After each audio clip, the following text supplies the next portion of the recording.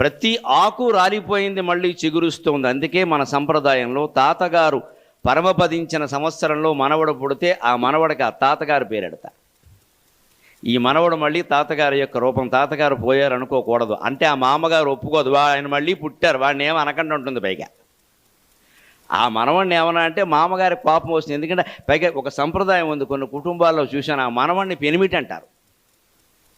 ఆయన పేరు పెట్టినందుకు మనవడు అన్నారు, మా పెనిమిటి మా పెనిమిటి మా పెనిమిటి ఏమయ్యాడంటే బడికి వెళ్ళేటంటారు. పెనిమిటి బడికి వెళ్ళడం ఏమిటి? ఈవిడికే 90 ఏళ్ళు ఉంటాయి.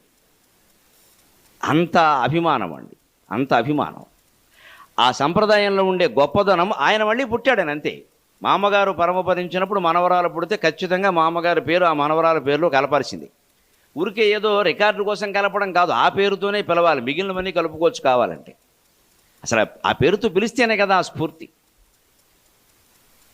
అంత గొప్ప సంప్రదాయం మనది.